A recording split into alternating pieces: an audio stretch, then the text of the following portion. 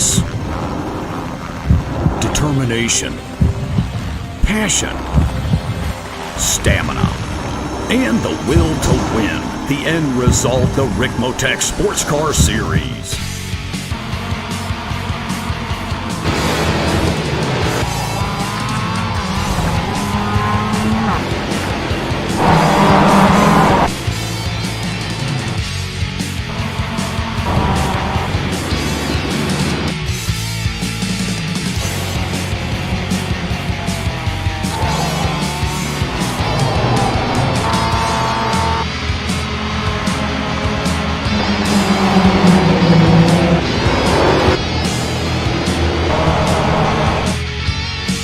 Extreme Motorsports brings you the Ricmotech Sports Car Series, brought to you by Ricmotech, high-performance sim racing equipment, and by Proforma, Elite Texas Graphics. Live, Mondays, 8:30 p.m. Eastern.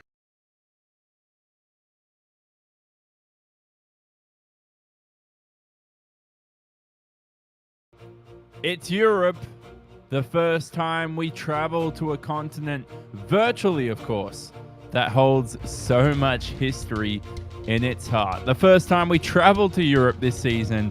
Welcome along to Spain, the Circuit de Barcelona, Catalunya. It's located in Barcelona for the only European round on the schedule, like we said, and it hosts the 8th round of Season 16 for the Extreme Motorsports Ricmotech Sports Car Series. All coverage today on Apex Racing TV. Let's flick up those track details for you. It's a 4.5 kilometer circuit, 2.8 miles in nature. It rounds itself clockwise, as you can see. Now, we are using the historic layout, of course. Still 16 corners out there to challenge the drivers, and it's around Formula One's most used test track over the last decade. Today, though, it's 90 minutes of racing action, 30 meters of elevation change from the highest point of the circuit to the lowest here. And for a test track that was built about 30 years ago, there is quite a substantial amount of elevation change. So expect that to challenge the drivers, especially through that tight and twisty middle sector. And it is also 700 meters from pole position to turn one. The start here, despite being rolling, will be as chaotic as ever. Good sunny skies out there for the drivers. It is starting to get a bit cold though, and there's a bit of cloud cover starting to show upon the circuit. So we're not expecting it to get too hot this afternoon in Spain. But for now though, Tyler Maxson stood alongside me, Jonathan Simon. Tyler, this is a circuit that looks so aesthetically pleasing, and iRacing have done such a fantastic job of this one. Yeah, they really have. This has been one of their best works in the last year of tracks that have come out. I mean, the level of detail that we see around this place is absolutely immense. Everything from just the garages to the little tiny details out on the racetrack. This really is just one of the most perfect circuits they have ever done. And not just on track, but everything else around it, like I said. I mean, this is just really one of their best works, and I love this circuit. It's a ton of fun to drive, and it's certainly a challenge as well for the drivers in all three classes. Yeah, I'm not sure why. There's been some criticism. Some drivers just don't seem to enjoy the layout around here, but I love it. I love this circuit. I think it's one of the best in the world for sure. Now, normally in a Formula One, Tyler, it's not the best to overtake around, but I think today with multi-class cars and with a bit more, with tin tops, you can call them, I think it'll be a little bit easier to overtake, especially down that main straight. Yeah, I think that this circuit, honestly, is more suited towards the touring car side of things than it is even suited to the open-wheel cars, even though it was built for those open-wheel Formula One cars. But like you said, the draft on the front straightaway is immense. There's going to be a lot of overtaking around this place. There is a lot of places that you can just stick your nose up in, and if you kind of get your nose on the inside, it makes it pretty much impossible for anyone to fight back with you, and even if they can, it makes it a really big challenge. But that doesn't mean that passing opportunities aren't plentiful around here. I mean, you have the long run down into turn number 1. You can make a move through turn 3, through turn 4, 5, and all the way down in 7. I mean, there's just a lot of places here that you can make a move work. And the championship is dwindling down to those final couple of races here. Kevin Carlisle fell to heartbreak last time out at Daytona, Tyler, and it was losing the race win on the final lap that really cost him. Now, I'll tell you what, Kevin Carlisle's back on pole today. He's got the pace to win the championship, but the question now is, can he avoid the lap traffic drama, and can he bring that car home, especially in this 90-minute enduro? Yeah, that really is the question on a lot of people's minds. You know, Kevin Carlisle, he's incredibly quick, but is he able to get the car to the end? I mean, that is the biggest question mark. He's probably, without a doubt, the fastest driver, pure pace, in the TCR class. He's just got to finish these races now to the end of the season, because Matt Madigan and the Nerdworks guys, they're really, really fast, and any mistake that he makes, they are going to be ready to pounce. When it comes to the GS standings, of course, that's also known as the Grand Sport class. Those are our Ford Mustangs. Aeronom's running away with the title now, Tyler. He's on a 2-race win streak, and if he continues, Mike Dam will start to see the title slip away. But at the moment, Mike Dam is starting to capitalize, because in this qualifying session, he's pipped Aeronom for pole by 0.3. Yeah, Mike Dam, he really put the lap together in qualifying. Like you said, 0.3 ahead of Aeronom, his biggest championship rival. Those guys have really kind of run away with the championship away from everyone else. They just don't. I mean, no one can touch them, to be honest with you. It's a 2-horse race for that GS championship, and it is going to be a lot of fun to watch those guys battle it out. Come to the ST Championship, DJ Alessandrini leads, and he's close to claiming the championship. It's very unlikely he'll do it today, but mathematically, Tyler, if a miracle does occur, he technically can win the championship today, but I don't think that's going to occur at all. But he can wrap up the championship next week at Lime Rock Park. For DJ Alessandrini, it's been a thrilling campaign for him. We don't think he's going to choke, do we? It's going to be almost impossible to even choke this one away. Yeah, I don't know if DJ Alessandrini will be able to throw away the championship at this stage. I mean, it looks incredibly unlikely. You know, this guy is incredibly, incredibly quick. And I think now he just pretty much needs to finish races. Yep, definitely. And for the ST Open standings, of course, it's still your MX-5s, but it's for the Open class. Those development class drivers, it's Jason Bossy who leads, and I think he should make the step up to your ST Pros, because he's been that impressive here, leading that championship charge as well. And it's up to Jason Bossy today to prove his worth. He's already qualified in the top 5, but let's see how he fares come our 90-minute race. So, Tyler, today's event, of course, sponsored by Ricmotech high-performance sim racing equipment, and, of course, Performer Elite Texas Graphics. They've been our partners throughout the year, and it's great to see them back on board again for yet another season, and hopefully for season 17. Yeah, it's great to see those guys back on board with us here. I mean, they really do just provide a lot for the series, and they really do help make it what it is. And it's great to have them back, and it's going to be awesome. Hopefully we have them back next season. I'm sure we will. They've been on board with this for a long, long time, and I don't see them leaving anytime soon. Now, we discussed this circuit. There is a few minutes remaining of qualifying, ladies and gentlemen. The racing action will begin in a few moments' time. But, Tyler, as we discussed this circuit and the overtaking spots earlier, how do you drive this circuit around in a TCR vehicle? You're somebody who races the TCR in both the real and virtual worlds. And again, I feel like there'd be a lot of understeer, especially through the first sector and through those long radius right-handers we see through the middle sector as well. I feel like in the TCR and a front-wheel drive car, it would be quite a challenge.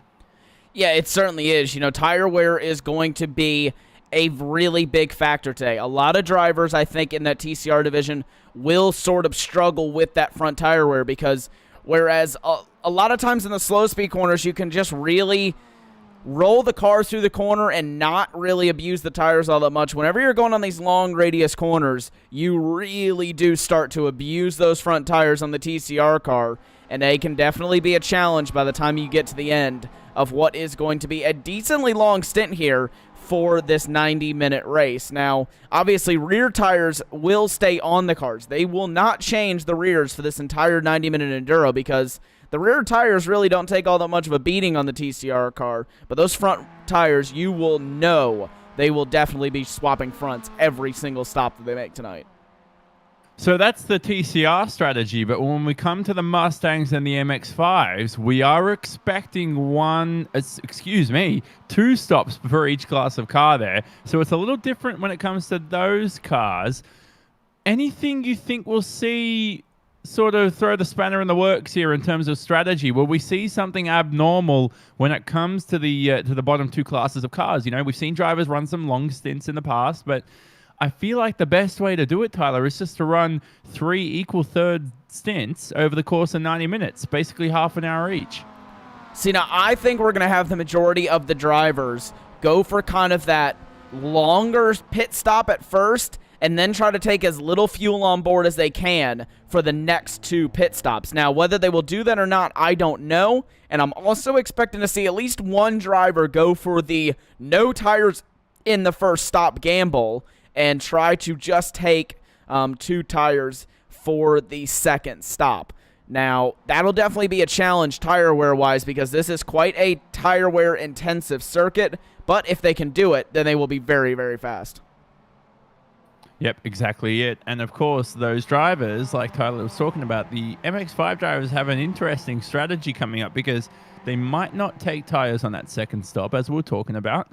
And for those that do, it could, could really prove to be a great thrilling ending to this race. And we've seen it in the past, Tyler. Sometimes just sacrificing those few seconds for a fresh set of rubber can really pay its dividends come the end of the event. Yeah, they really can. I mean, saving any time on pit road that you can definitely will pay dividends for you in the long run, especially in a slower car like the MX-5. I mean, a second on the pit road can be up to 3 to 4 seconds on the racetrack. So anytime you can cut in and out there is going to be a lot of time saved for you. Now, this is our second of 2 endurance rounds for the season. We were at Brands Hatch for round 4. That was on the 10th of February, and that was for 90 minutes of action there. Catalunya is our second of 2 today. That will be, again, for another 90 minutes. But we head to Lime Rock Park and Road America for the final 2 rounds. And we were discussing the championship before, Tyler. Lime Rock Park seems... I mean, we went there, I think, in season 13 or 14 last. But for Road America, when it comes to slipstreaming and overtaking, it's going to be easier there for the drivers to handle. But for next week, it really is going to be sorted out on qualifying mostly.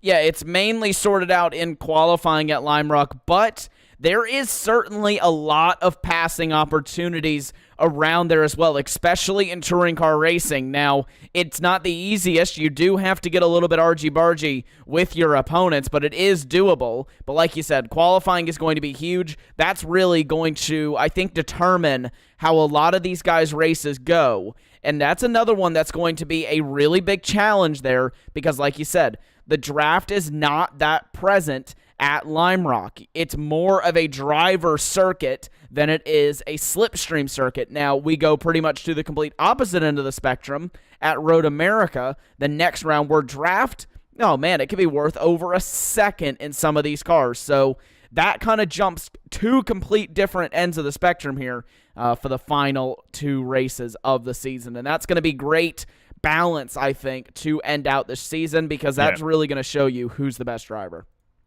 Yeah, most certainly. And of course, now we're about to switch over to the race and look at your grid for today. Final comments before the race, Tyler. What do you think about the historic layout? It seems to be the most popular one amongst the drivers, more than that Grand Prix layout with the chicane. It's the best layout here. I mean, it's simple as, you know what I mean? You get to go through... I think what a lot of people like is that a lot of people would have known this track from the F1 games and stuff like that, where you're pretty much always just running that same old circuit. Whereas now you actually get to have something different. I think that's why a lot of people like this more fast and flowing track, and I personally like it better as well. So I think this is I think it's a lot of fun here. Time to look at today's grid for 90 minutes of action around the virtual Circuit de Barcelona, Catalunya. And here it is on screen. Kevin Carlisle to start on pole for the Apex Racing team. He'll start alongside Matthew Madigan. Madigan in second has been insanely quick this season for the Nerdworks Racing team, and he's starting to prove his worth now. I think he'll be able to claim a race win for himself, and that's something he'll be gunning for. Victory today is possible. For the two D2D esports cars behind Eric Violet and Brandon Whitworth, it was Whitworth who capitalized last week on Kevin Carlisle's demise on the final lap. This week he'll start from fourth, but only 2/10 behind, so possibly up in contention for that race victory. Rest of the grid is sorted out with Tony Kernan, Riley Downey, Lucas Ford, and Edgar Sanchinelli for an 8-car TCR field. For your GS class, it's Mike Dam on pole, as we discussed earlier. For the Crypto-G Orange Racing team, the Canadian starts ahead of Estonian Eero Nom for Team Bushvink. Eero Nom possibly could claim yet another championship to his name, but who knows? Mike Dam starting to pack the pressure on in that Mustang now to close out the season. Starting third will be Todd Hontrazenko alongside Jeff Jacobs. Tyler Schiffler and Knut Vigas, the two Mech Motorsports teammates, reunite there on the third row. They'll be rounded out by Cameron Martineau, Steve Daniel, Russ Ruddock, and Kevin Ford, with a bit of a lack of pace in qualifying. Will start from last. For Robert Hartley, he'll start on pole for the Excite Racing team. He'll be ahead of Elvis Rankin, who continued his strong form into this season and started out season 16 quite strong, but it just hasn't been the same for Elvis Rankin since. So unfortunately for Elvis Rankin, he'll start from, he's down in the championship, but good for him. He'll start from second alongside championship leader DJ Alessandrini, who can claim that championship today from the third position for the Grid Life iRacers team. It's Travis Schwenke in fourth, who we'd like to see a good result from. You know, he's had some bad luck in the past few weeks. Let's see if he can at least take the start this time. Had some issues at Daytona, but he'll start from fourth today ahead of John Allen and Jim List. It's Jason Bossy to lead our open cars ahead, starting seventh overall ahead of David Payton, Jacob Beasley. You can see the rest of the grid on screen there. We have a lot of drivers contained out there. There's about 39. We don't include the race marshal, who's 40th. There are 39 drivers live today, ready to produce some spectacular racing action on this Monday night in the US, Tuesday morning in Australia. Welcome, good afternoon, good morning, good evening, wherever you're joining us around the world. This is not the race. This is a pace lap that the drivers are taking place. The TCR field will begin first, Tyler, and it's going to be a mad dash, and a very long mad dash to turn number one. Yeah, it's going to be a long dash down to turn number one, and that's when these drivers need to be the most careful. You know, they aren't used to, I don't think, as long of a run down to turn number one. You know, most of the tracks we've been to this season have been quite short runs down towards the first chicane, or the first corner, I should say. And here we've seen incidents happen in the past. Everyone needs to keep it clean here, and if you're someone like Kevin Carlisle and Matt Madigan, you need to try to get the car in there as deep as you possibly can to avoid someone hitting you up the back and possibly ruining your race early on, because if you get absolutely dive bombed and they completely wipe you out, then your race is pretty much over. Yeah, definitely, and it's going to be, like we said, a 700-meter run down to turn one for today's event. Hopefully a clean start. That's the one we always get nervous about. But in this series, the racing standards have always been pleasing week to week. A little bit questionable at Daytona, but in most weeks it's been quite respectful for sure. So only a couple more corners to go. That green flag will wave, and it will be Kevin Carlisle to scream into the first few corners. This is a bit weird now. Madigan's not in shot. He's ahead of this bunch. I think he's about to begin to form up right now. Let's see. He does. So we're waiting on Carlisle now to begin this race. Hope you're enjoying the action as usual. We're going to have a thrilling one here for 90 minutes around Barcelona. You're watching all the action on Apex Racing TV. Let's enjoy the run down to turn 1 as these Audis scream 700 meters to that first corner. We go green from Barcelona. And have a look at Eric Violet here, already on the attack. He's already snatched the lead, possibly. It looks like Madigan's got the nose ahead for the moment. But Kevin Carlisle sandwiched between the two. He may have already lost P1. And I mean, look at the start there for Riley Downey. Kevin Carlisle drops a good few positions there. They're still 3 wide here, but what a start from Eric Violet and Riley Downey. Further down the field. That was an incredible start from those guys.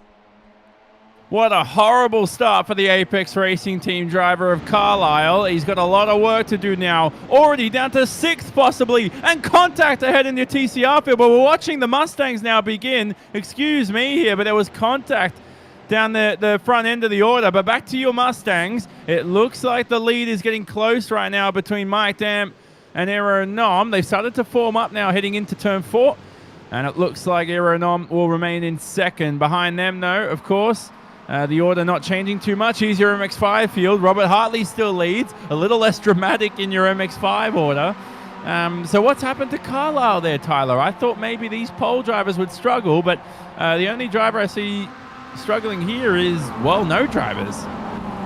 Yeah, I mean, Carlisle was really the only one who had any sort of major problems here. We'll actually jump back to your TCR field because now it is a Due to D Esports 1-2 here. Eric Violet leads this one out by 9/10 of a second. Riley Downey in 3rd, and then Tony Kernan trying to make it work round the outside there of Downey, not able to do anything with it. It's going to be very tough to go all the way around the outside there. A little bit of wheel-to-wheel contact is made, and there's still contact wheel-to-wheel. And as they head out of the final corner, it will be Tony Kernan up into P3. But I'm not quite sure what happened there to Carlisle and Madigan as well. They're both down in 5th and 6th. That's a horrid start for them.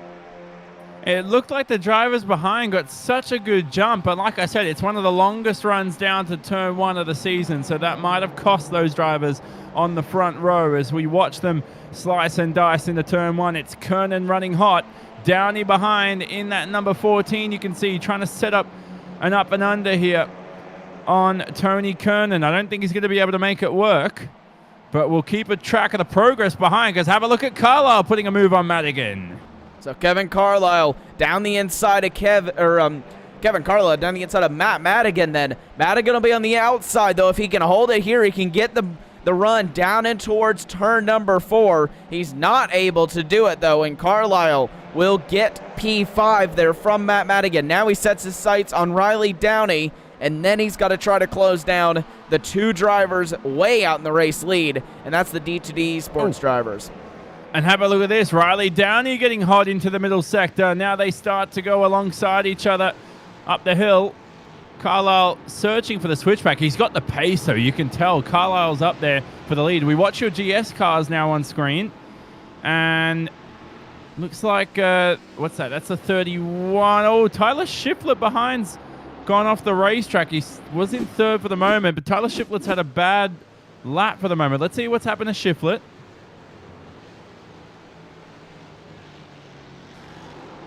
Got a bit of a touch then from the 45 and had to spin that car around.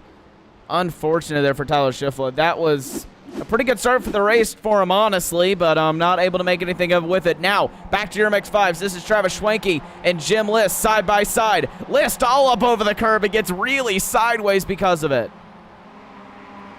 Have a look at this. Jim List here over the anti-cut strips. Oh, he's going to run right onto the gravel. And that's going to open the door for Schwenke. John Allen behind as well. And, oh, Jim List has got to slow down. He's had to let them all through. And that was the 17 of Jason Bossy behind. Bossy straight through. What a terrible corner for Jim List. He's lost 3 positions.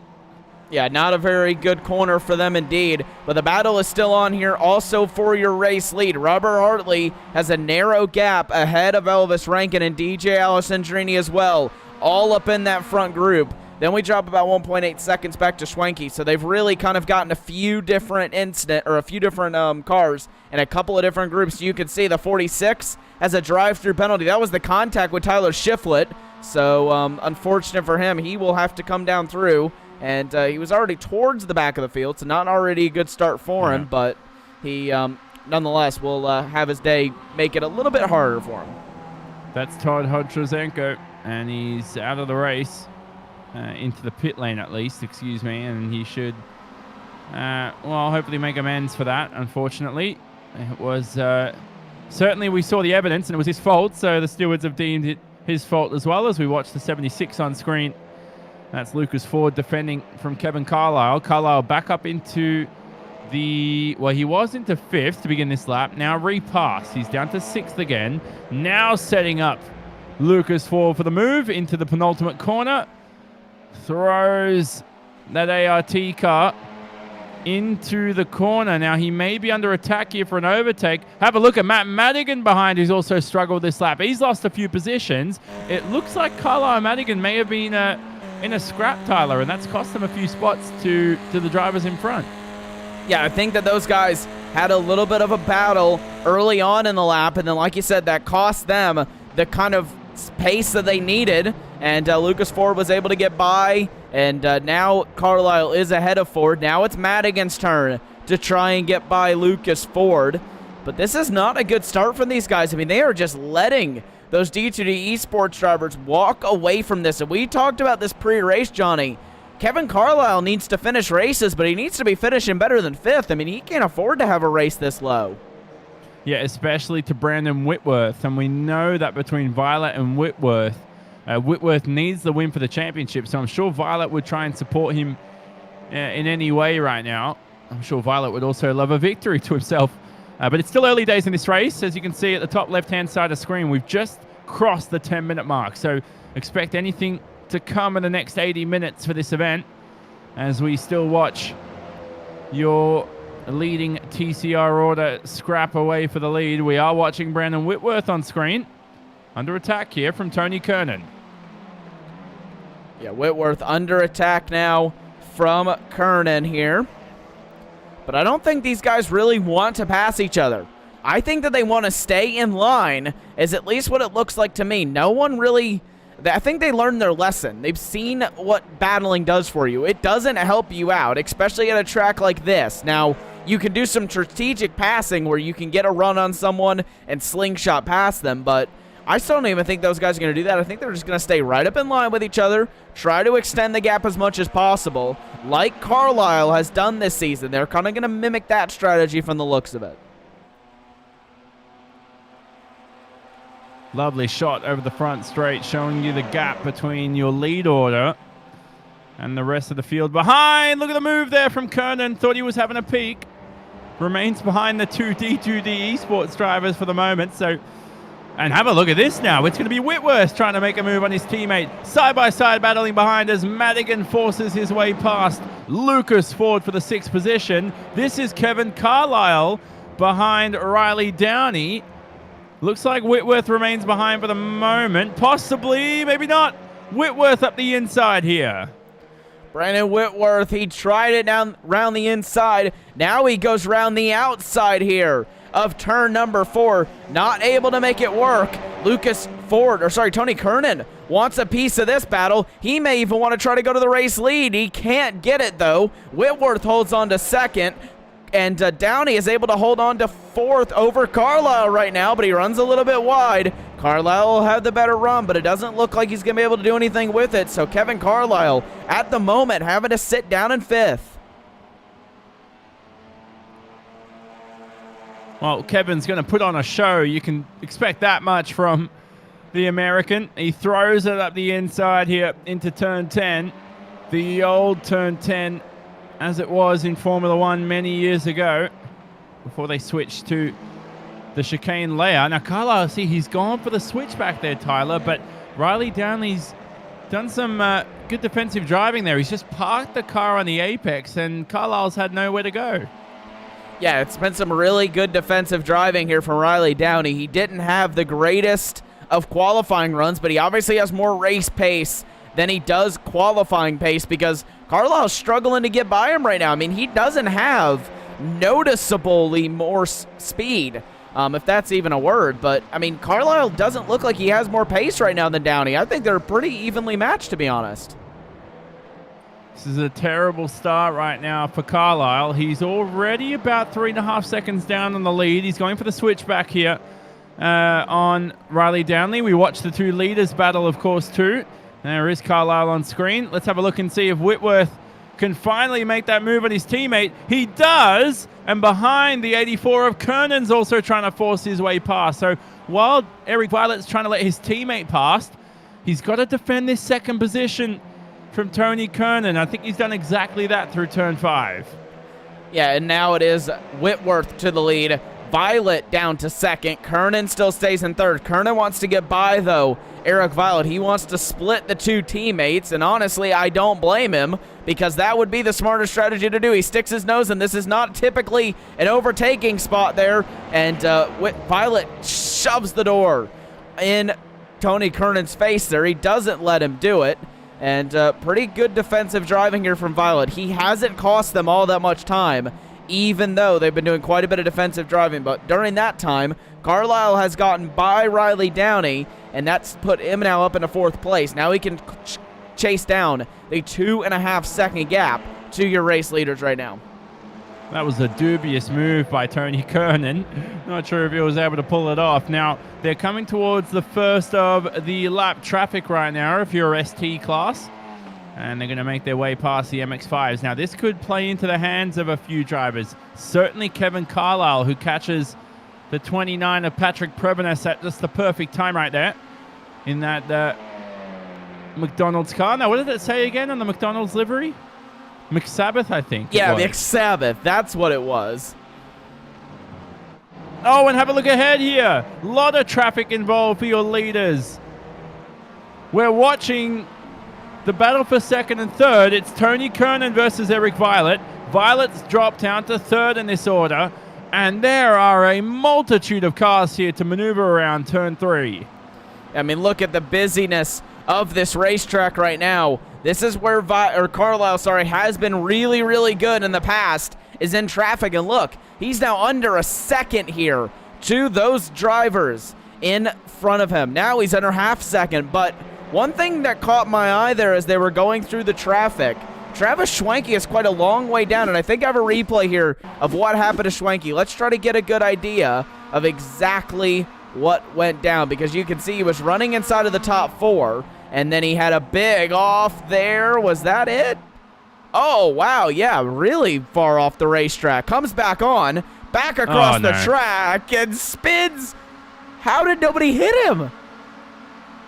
Oh, that could have ended a lot worse than we saw. And Schwenke's now all the way near the bottom end of the order. So, I mean, we talked about Schwenke needing a good result. Here's the onboard shot.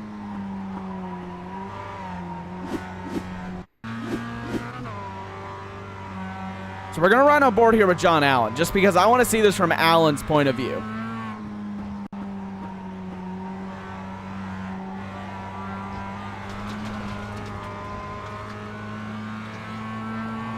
Look at how close Travis Schwenke was. I mean, that was really close for John Allen. Well, we can laugh because it's virtual, but I tell you what, if that was in the real world, that would have been quite a spectacular shunt. Not something actually we want to see. But Schwenke's got a lot of work on his hands now. Not expecting pace cars, so he's going to have to do it on track somehow. Now, I remember I commentated on the Barcelona Grand Prix, which is a BSR Run series. This is about 6 months ago, and as soon as this track was introduced, I remember some of the drivers would deliberately go off into the gravel. It was a fun race. There were no rules, and it would be quicker in a sense, Tyler. So Schwenke there could have gained some time. Not sure if he would have received a slowdown if he could have just kept that car on the tarmac.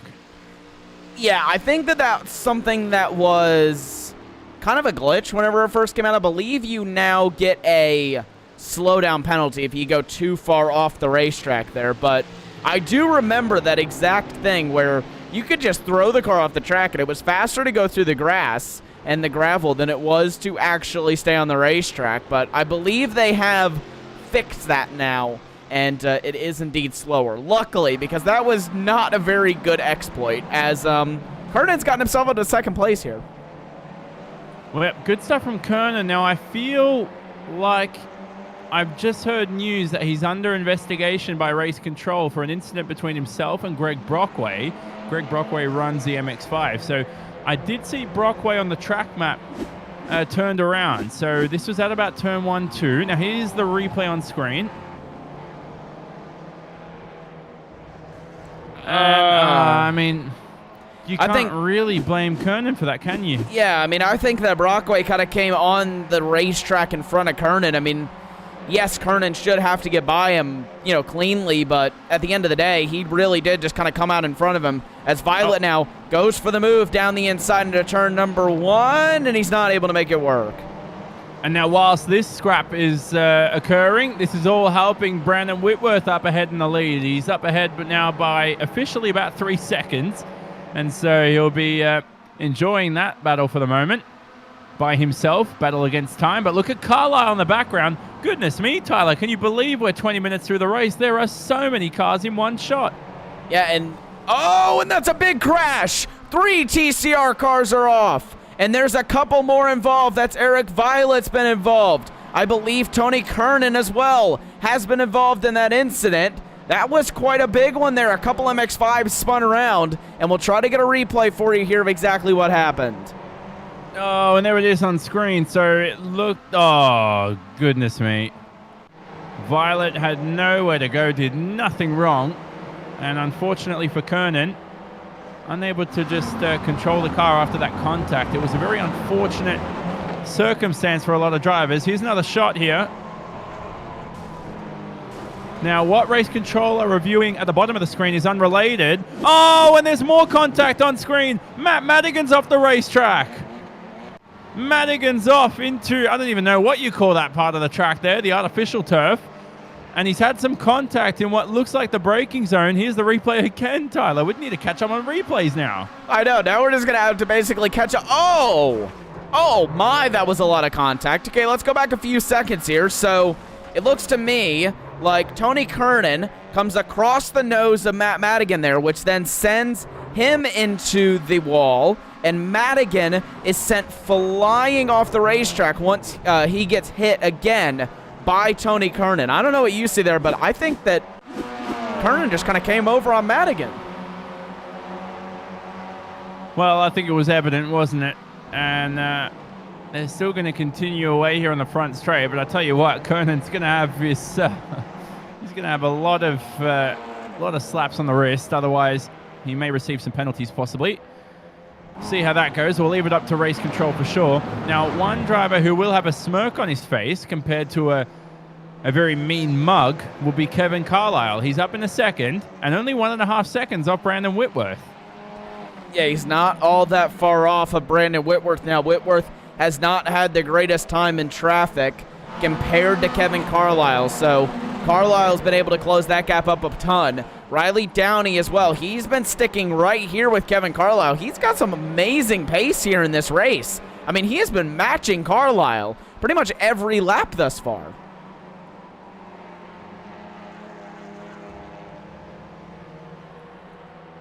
Wow, what a race so far, Tyler. And we're coming up to pit stops. Do we need pit stops? I don't even even need to delay those. I think, yeah, I mean, if we want more action, no. Because we've already had so much. We need a time to breathe, please. But no, I mean, the excitement that we've had in these first 20 minutes has been insane. And DJ Alessandrini's off the racetrack. Here's another incident. Oh, my.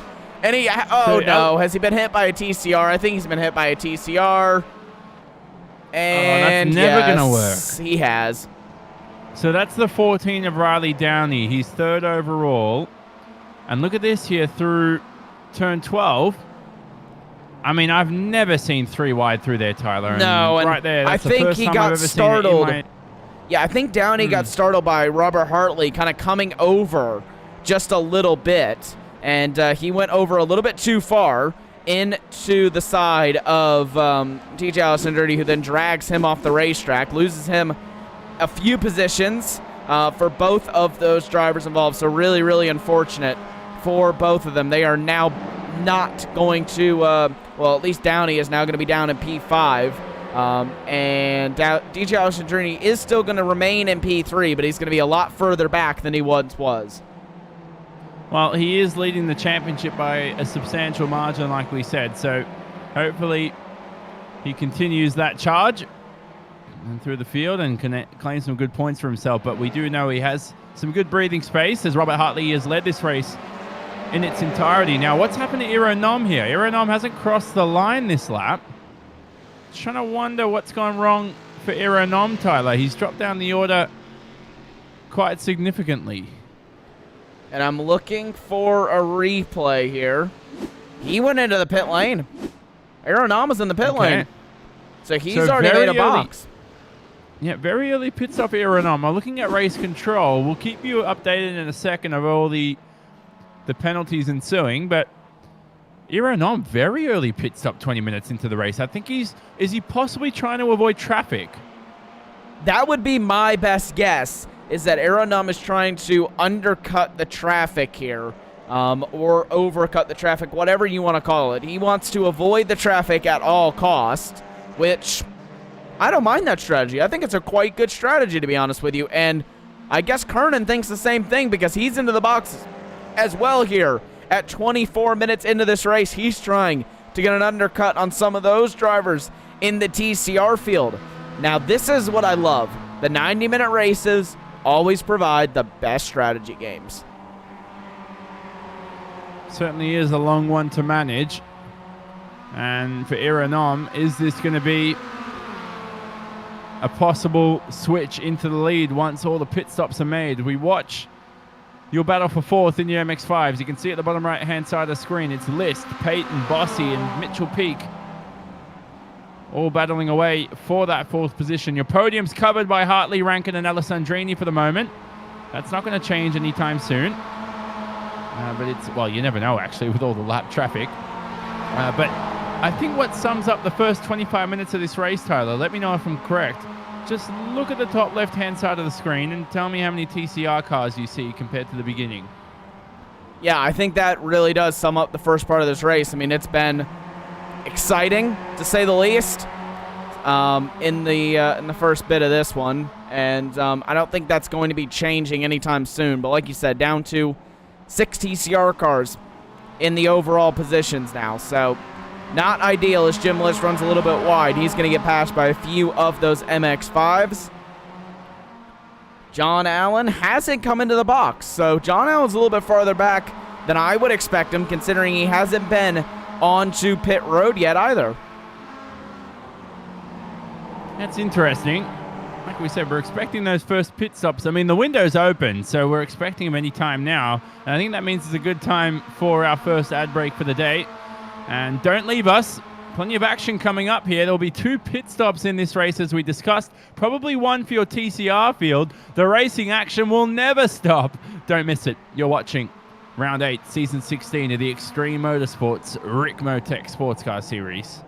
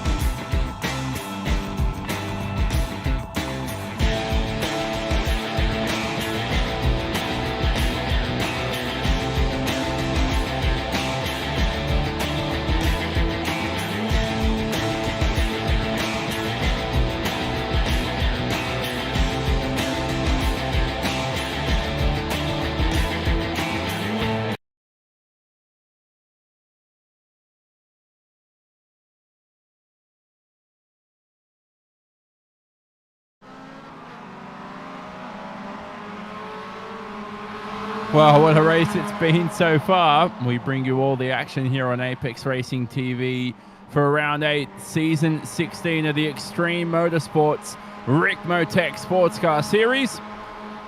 Tyler Maxson alongside myself, Jonathan Simon, bringing you all of today's coverage. Now, Tyler, as you can see at the bottom of the screen, that's been a story of the race. It's race control, ironically, having to it's not really been a controlled race, has it? They've had a lot of work on their hands behind the scenes. We've had a lot of penalties and warnings. Actually, excuse me, I take that back. A lot of warnings, but not many penalties because all of them are being under review right now. Yeah, a lot of warnings have been issued by the stewards, but not a whole lot of penalties. Now, one of the drivers that I'm noticing that already has come into the box, it is DJ Alessandrini here. So he's already come in to the box thus far today. He was one of your front-running drivers here, and you can see another driver who's just now coming down onto pit road. I'm trying to catch who exactly that was. That was Jacob Beasley, who's making his way down onto pit road, so one of the earlier MX-5 drivers here. A lot of drivers going for a split strategy here. Some drivers are going for the short first stint. Some are going for the shorter or for the longer first stint, but then getting the shorter second and third stints. So really a nice big diverse strategy pool here. Now we are half an hour through this race, and the story of the race so far has been your TCR field. It's been quite a mad scramble for the top end of the order. Now, here's how I can best sum it up, Tyler. If I sent you 3 screen grabs of the live timing screen, one before the race, one on lap 2, and then one now, would you be able to understand what's happened during the race? No, not at all. I mean, there has been so many changes to it thus far. I mean, if you sent me those 3 pictures right now, the only thing that I would be able to tell you is, well, that's been an exciting race thus far. And you can see car 14, we're looking at him right here. Riley Downey, drive-through penalty for an incident that he was involved in. Those are going to start flocking in because that's the first penalty for the day, believe it or not. And there's probably another 5 incoming. So Riley Downey, who's currently in 4th overall, was in 3rd when he received that penalty too. And he is black flagged for an incident I'm not sure what incident that is for. I think that was the incident that happened about 20 minutes ago now. That he was involved in with one of the MX-5s, I believe. I think that was the incident. I mean, that's just how much race control has to review right now. I'm sure he just got to actually looking at everything about 2 minutes ago, probably, and has just been writing down all the incidents in the first half of the race. Well, credit to race control, credit to all the people behind the scenes at Ricmotech and the Extreme Motorsport Series. Kevin Ford, our vice president, who's racing today, Jeff Jacobs, Russ Ruddock, Bobby Childs, Ryan Cobb. A lot of people involved behind the scenes who make this series what it is. It's been an enjoyable series to cover for the last 12 months. And I hope for 12 months more for sure. And hope for another 16 seasons as well as we head into season 17 for the next campaign. Now, some of the drivers getting frustrated, and I'm reading some comments from Greg Mack during the race. He said, yeah, no TCRs next season. Yeah, I'm not so sure what exactly will go on. I haven't received anything from the league admins, but I can only speculate that we will be getting GT4 in next season. But I think probably to, I believe to Greg Mack's demise, there is probably going to be TCRs back in the field next season because, I mean, they truly have produced some amazing action. They certainly have. So for Greg Mack, like you said, he's an MX-5 that's having to deal with the lap traffic, that's not enjoying the TCR field. Now, DJ Alessandrini has fallen down the order. I'm having a look at the lap times. It's difficult to see if that was a pit stop, Tyler. But it certainly might have been for Alessandrini, I think. Yeah, DJ Alessandrini did come into the box already once in this race. So he is the first of the drivers who has pit. We can actually give you your pit graphic here. There we go. you can see the number of pit stops the drivers have made up on just next to their names. So everyone so far in your ST field has not come in the top 10 at least, besides DJ Allison Torini. Lucas Ford's the only driver in your TCR field to come in. And then Cameron Martineau and Aero Nam, the only 2 drivers in GS. So a lot of drivers yet to pit, a lot of them going for that long first strategy, and some of them may be trying to do a one-stop in this race. I know it is theoretically possible. We've seen some drivers get very close in the past, so is that something that some of these guys can maybe have in the back of their minds if they can run this thing out another, I don't know, 20 minutes? It's possible. See how we go. Does require a lot of hard work, a lot of skill. But you can see on the left-hand side of the screen, the pit stops are flocking in. You can keep track of those certain drivers at the bottom end of the order as well. And you can see the likes of Mitchell Peak, David Payton, all making their pit stops here midway through this race. We're expecting 2 stops for everybody except your Audi TCR order, who are expected to make 1 stop. But the likelihood is, Tyler, that the MX-5s coming in now will take 4 tires on their first stop. Now, how do the tires handle with this new tire model on V7 for your Mazda MX-5? Is it a cold outlap? Yes, a very cold outlap. They do have tire warmers on the cars, but to be honest with you, they don't do much in comparison to what real race heat would be. So it does take a little bit of time to get those tires up to temperature, and at least for the first few corners, in my personal experience, it's like driving on complete ice out there on the racetrack. So, but it is a lot of fun. I mean, they have made a ton of improvements. It's better than what it was, and Elvis Rankin's off the racetrack, and he's off and into the wall. I think that may have been contact there with one of your TCR drivers. Tony Kernan. Oh, no. Excuse me. Sorry, he was rejoining the racetrack right in front of some traffic, and I thought that was going to end badly, but he was just heading to the pit lane. Sorry to interrupt there, Tyler, but man, that was getting hair-raising. Now, what's happened here? Uh-oh. Oh, he went to go to the pit lane, and the TCR car was there. Oh. Let's ride on board with the TCR. That's Lou. No, that is... Who is that, actually? That's Tony Kernan. Okay, I found it. I found him.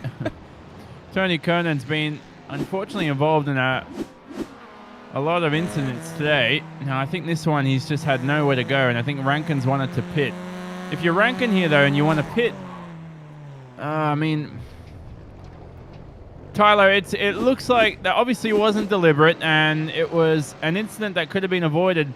Now, what do you do in that situation if you're Elvis Rankin? Do you back off? Do you take a shorter line coming into the penultimate corner to hold the inside? Or is it just that the TCR is so much quicker? Rankin wasn't expecting him to close the pit lane entry. I just don't think, honestly, that Rankin knew that TCR car was there. It looked to me like he made a very last-second decision to dive onto pit road. And unfortunately, the TCR car was there and just collected him in the process. You know, I don't really think either driver there was... I think really Rankin was the driver there to blame. I don't think that the 84 of Tony Kernan really could have done anything to avoid that incident.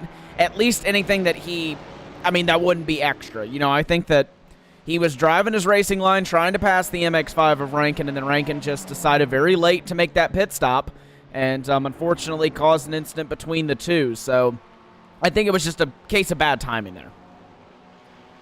Well, something that could have been avoided, like we said, as we see a lot more drivers flock into the pit lane and a lot more incidents under investigation here at Barcelona.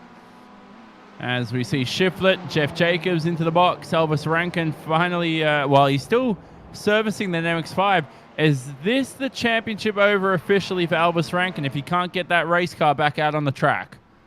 I would have to say so. I mean, he really needed to do well in these last few races to have a solid shot at the championship. I think if he can't get that car out there, at least quickly, too. I mean, he needs to be out there in the next lap or so that he doesn't go more than one lap down, because even then, he's quite far down the order, and I don't even think it would score that many points in comparison to his championship rival of DJ Alessandrini, who's currently leading this race out. So I'm going to have to say, yeah, I think that is championship over there for Elvis Rankin. I think right now it's going to come down to really John Allen and DJ Alessandrini, and John Allen's a solid 30, 40 points almost back.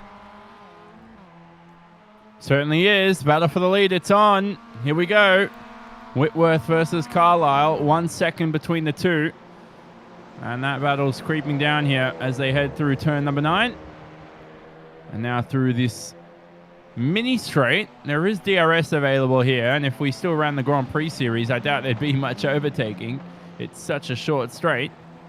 As we watch Carlisle just creep down the rear end of that number 42 of Whitworth in the D2D Esports car. Now look at the weather there. Still cold conditions here at Barcelona.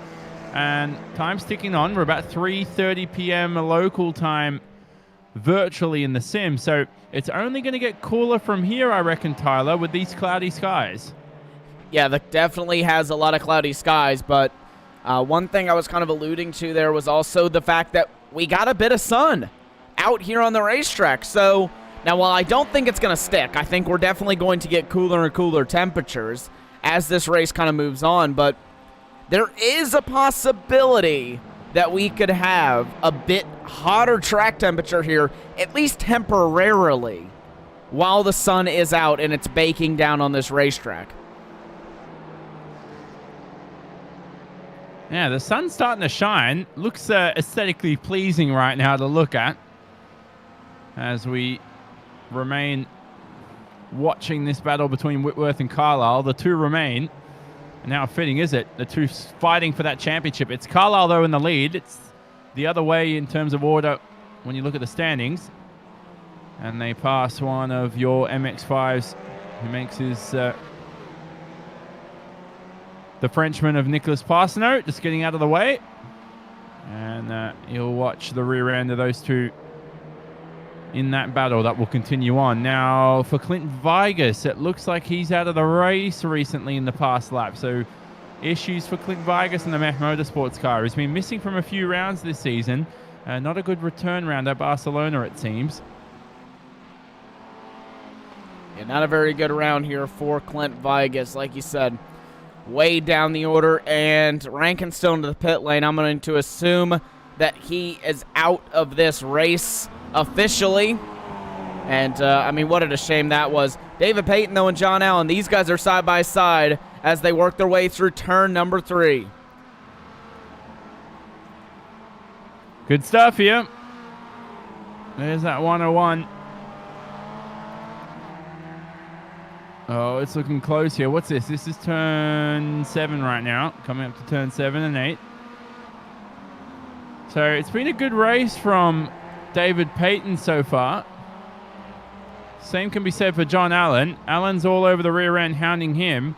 They are only one pit stop through the race, so they made that scheduled stop. What do you reckon, Tyler? A slot up the inside here from Allen? I mean, that's what I would assume here, but it's whether he can get the nose in. He's looking not able to do it here for John Allen. So Allen not able to move himself up into 4th position. He has to stay down in 5th for now, but we'll keep an eye on this battle because this is going to get quite tasty between these two. Yeah, hopefully no Audis get in the way of this one. This will be a good scrap over the next few laps.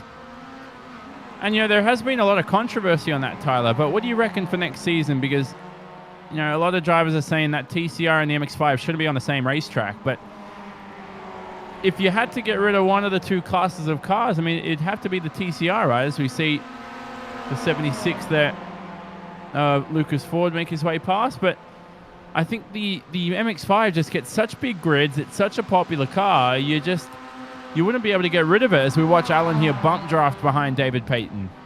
And I don't even think that's a valid argument because, I mean, it is run in real life. I mean, we run it in a series. The series that I run in has cars like the MX-5, including the MX-5, and then there's a few other cars as well, paired with the TCR cars out on the racetrack. It's actually to be honest with you, a very similar dynamic to this one. It's almost identical dynamic to this one. TCR being the fastest class, and they are just slightly faster, about 2 to 3 seconds a lap, than the next class in line. We have a little bit more of a gap in real life, but they are a totally different class of car. But and then you have the slowest class of the MX-5, where the other two classes are just completely faster than them. So I mean, I don't see the problem with it. I think, honestly, it's really good. I just think that everyone needs to calm down a little bit when they're going through the traffic and just kind of use their brains a little bit more. Yeah, I reckon it's, if they do it in the real world, it has to be up to, number one, the spread of talent, Tyler, because sometimes if you have drivers who are 5 seconds off the pace, it makes the car look slower than it actually is. And also, those lap drivers just need to manage the lap traffic a little bit better, And we saw that happen last round at Daytona. A win was lost for Kevin Carlisle due to the traffic. And not looking at who's to blame for that, but more looking at the situation, both parties could have managed the situation better.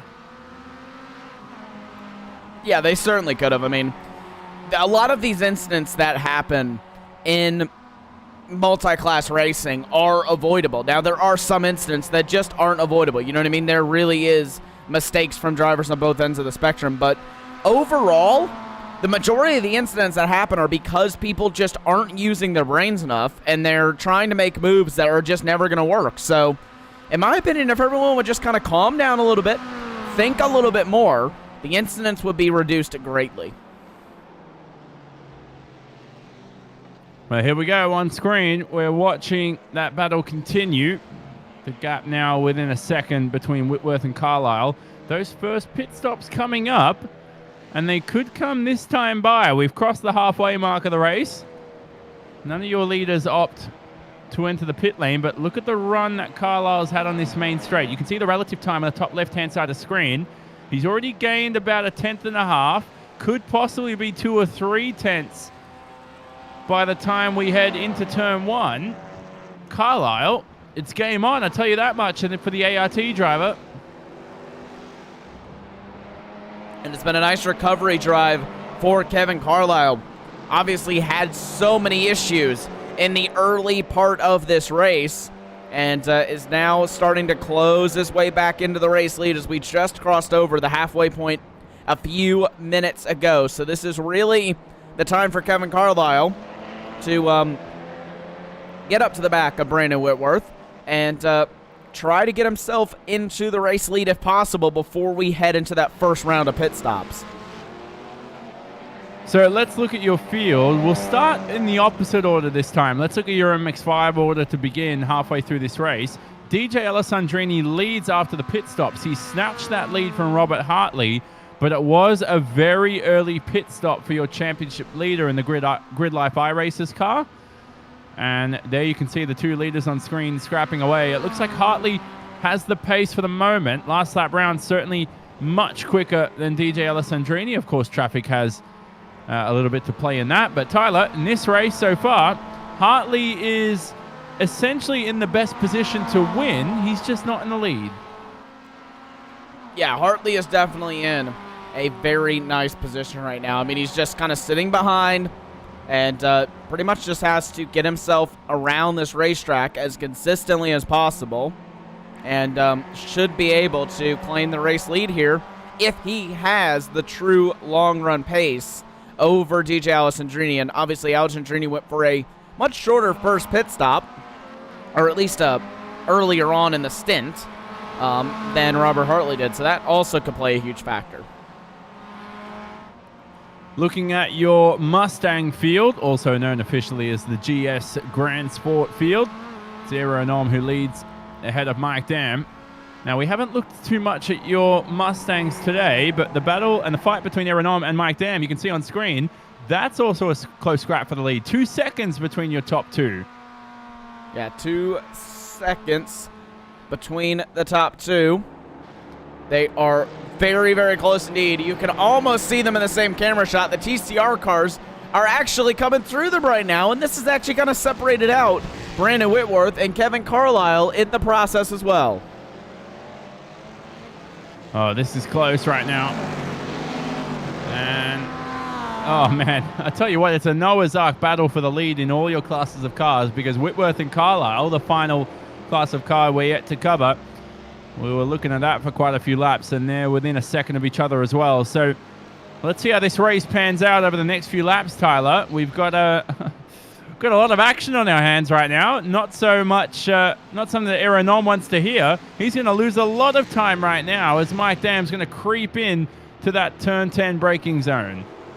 Yeah, we almost need like 4 or 5 different simultaneous camera shots going on for everyone just to be able to relay all the different information and all the different battles that are going on around the racetrack as we speak. I mean, to be honest with you, it's almost too much for us to all keep an eye on up here in the booth. I mean, this is a lot of different battles that are great ones too. I mean, I want to show every single one of these, but it's so, I mean, it's difficult, but would love to have that in the future, but I don't think that's going to be coming to sim racing anytime soon, is any sort of 5 camera shots at once. This would be difficult. We need, you got side-by-side going, right, Tyler? We need triple screens right now. Picture in picture in picture or something. That's exactly what we need. We're going to need, like, one of those quad cameras up. Is that a thing? I think Quad we could, cameras? I mean, we could make it, you know, we could make it a thing if we really wanted to. It's like having 4 eyes. As we watch David Payton now on screen. Just lapping away as quickly as possible. Look at the gap between Alessandrini and Hartley as well. That's creeping down quite close now. Hartley within about 3 or 4 tenths of Alessandrini. There's a car off the racetrack. That's John Allen, who's going to fall down the order. And John Allen's demise continues now. He's fallen back down to 5th. He was having a good race up until that point, and then starting to fall back just a little bit. But Hartley is all over the rear end, I think, of DJ Alessandrini here for the lead. Let's have a look at this. Robert Hartley, through the final corner, is going to have a mammoth run into turn 1. 1 kilometer to pass DJ. And he's just going to give him a bump draft here as they work towards turn number 1.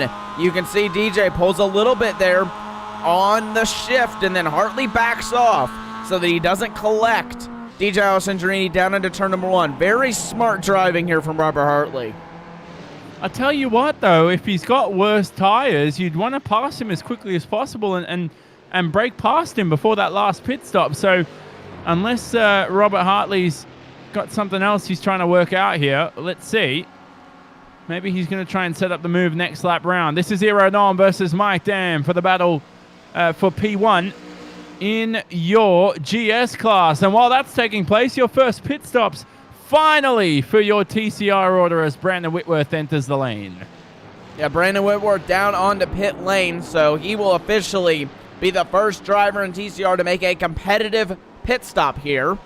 Sorry, actually, that was Lucas Ford. So the first of your leading group drivers, I should say, to make a pit stop here tonight. So he relinquishes that battle with Kevin Carlisle. Riley Downey as well comes into the lane as well as him.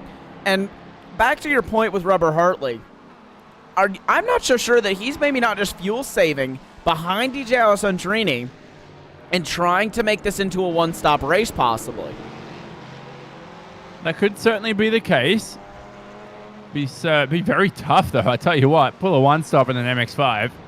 Fuel-limited cars here in the series, so it's not just your typical MX-5 you just open up in a test session. There are some rules that come into play, but this is interesting right now for your TCR grid. We watch Mike Dam and Aaron fight. We'll keep an eye on that on screen, but in the background, we're going to watch Alessandrini versus Hartley, and we're also going to watch Carlisle versus Madigan. Now, if he was to back off, though, Tyler, and fuel save, I don't think he'd be bump drafting. I think he'd be lifting off the throttle, wouldn't he? I mean, I would assume. That's why I'm really not too sure, to be honest with you. I'm not sure what Robert Hartley's doing. That's like the best thing that I could come up with, to be honest with you. I mean, I'm trying to think of a way to rationalize it. And Carlisle's entered the lane, by the way. I can just see at the corner of my eye, but Carlisle is officially into the pits lane, and he could snatch the lead here from Brandon Whitworth, depending on how Whitworth's managed the cold tires versus Carlisle's up to temperature worn tires. Here's the lead continuing between Hartley and Alessandrini. He's had enough. Rob's going to go for it. Up the inside here at turn 4. Still alongside each other are the two. We were expecting this pass about 5 minutes ago, but Alessandrini's kept the pace on. And they're still going to scrap here down through the middle sector. Alessandrini, bit shaky through the entry. I think he should be able to keep that car in a straight line through the exit. There's a track map on screen, keeping an eye on the battle in your TCR field, because Carlisle, Madigan, Downey, Sancinelli are all into the box, but it's Alessandrini who maintains P1 in your MX5 field. And Kevin Carlisle has come out ahead of Brandon Whitworth. That's crucial in your TCR battle. But we got to stay on this one right here, because this is incredible for the lead in your MX5s.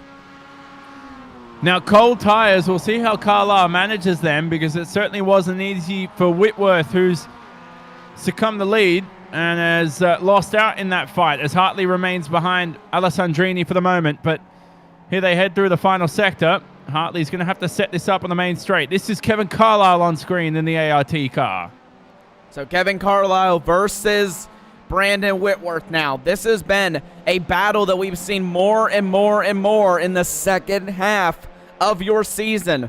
Whitworth is Carlisle's closest competitor for this TCR title. He needs to start outperforming Carlisle here if he wants any chance at possibly getting that title away from Kevin Carlisle. Now, not to mention, he also needs Carlisle to have a bit of bad luck, but he can at least do what he can control, and that is winning today's race if he wants to have a chance at this title. That's really what's on the line here for Brandon Whitworth, just putting it bluntly. Have a look at that side by side through turn 10. Goodness me. And more pit stops coming up. Nom and Dam into the lane at the same time. Your two leaders in the GS class. This is going to be a fight for that lead. Now, it looked like Dam entered the box a little later than Ero and Nom. Left side tires for both of them as the car gets lifted onto the jacks. Let's see if who's out in the way earlier. It looks like it'll be Nom. Nom goes for right side tires. Mike Dam doesn't. Mike Dam snatches the lead from Ero Nom, although he's on slightly worn tires. Now, while that's taking place, your lead for your TCR battle continues right ahead of him. Carlisle versus Whitworth, and Carlisle on the defensive into one. And Robert Hartley has also gotten by DJ Alessandrini for your lead in the MX5s. I'll try to get a replay of that one, but we'll just watch the battle for your lead in TCR right now. Oh, wow, we can't take a breather, can we? A peek up the inside, possibly from Whitworth. Here's a replay on screen of Robert Hartley stealing that lead away from Alessandrini finally. And Alessandrini stole it on strategy. Hartley's going to steal it back on pace. And that's quite a simple move up the inside. It's going to be very difficult for Alessandrini on worn tires to defend that. And that was Hartley. I assume he's maintained that position through turns 2 and 3. As we watch Carlisle versus Whitworth here. After the pit stops, we've switched the order, much like MX5. It was Alessandrini ahead of Hartley. Now, after the pit stops, it is Carlisle ahead of Whitworth. What do we think, Tyler, right now? I think Carlisle's going to run away with the lead here, it looks like. I mean, I would assume that, but you never know. You just never know. It looked like Brandon Whitworth had that lead ran away with at about the 30-minute mark in this race, and what happened? Carlisle closed that gap up. I mean, it's so hard to tell. You know what I mean? Like, it's all about the traffic flow and where they catch traffic. You know, if Carlisle catches traffic in the middle sector and has a tough time getting by them, and Whitworth catches that same traffic on the straightaway and is able to get by him with ease, then obviously he's going to close up a large chunk of time to Kevin Carlisle. I mean, yes, I think that Carlisle has Whitworth beat on pace right now, but you just never know with the traffic. And DJ Alessandrini's out of the pit lane. You can see him in shot in the number 91 Grid Life iRacers car. He's made his second pit stop of the day, and perfect timing right there. He's noticed, hey, I can't impede Hartley anymore and cost him time. Great time to make my second stop. So let's see if this pays out for DJ. It's going to be a tough strategy, though, for him to pull off because, I mean, he's pitting so much earlier than your race leader, Rubber Hartley, right now. So he's going to be struggling on tires as they head into the latter end of that stint and towards the end of this race. So I don't really like that strategy call by DJ Alessandrini, but hey, he's got the freedom kind of to mess with it. You know, he's got a large championship lead. I think at this point he knows, like, he's pretty much got it wrapped up now that Elvis has had a horrid race that he's had. So I think he knows, hey, I can just kind of play around with this, have a little bit of fun with the strategy, try some stuff out before we head into those final 2 weeks, if indeed I have to go to a championship battle that takes me all the way down to the line.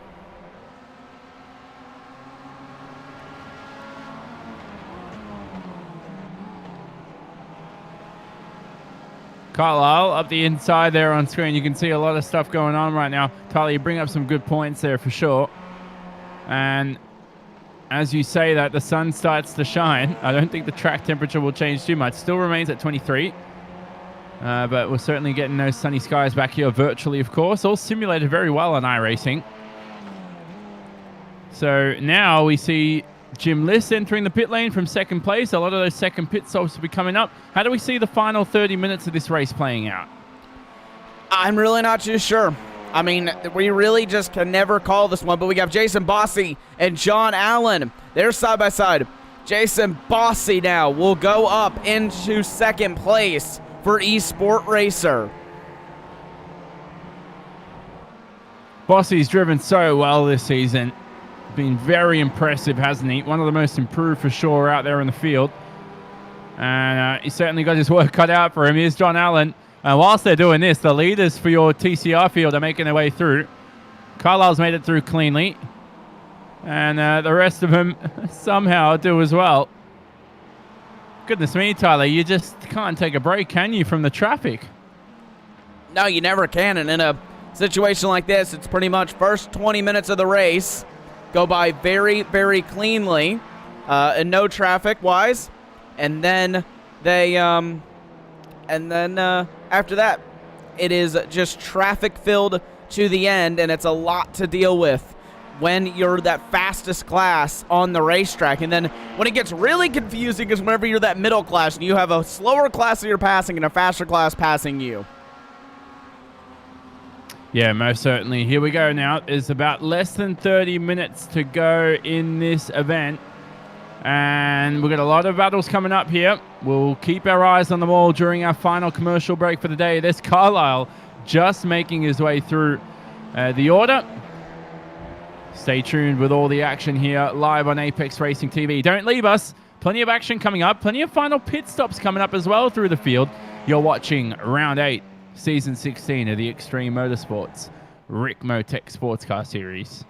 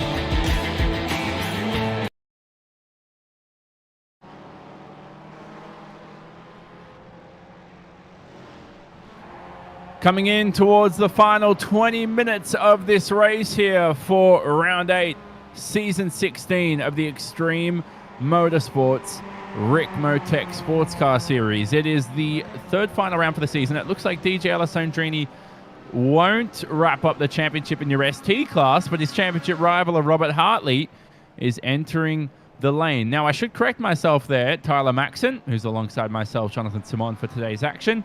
Hartley's not really his championship rival this season, but at least he's a race rival for this race. Yeah, he's certainly the race rival here for DJ Alessandrini. His closest championship rival going into this race was Elvis Rankin. Unfortunately, he's had some issues in this one. He will not be finishing tonight, so Elvis Rankin will not be able to challenge DJ Alessandrini for the championship.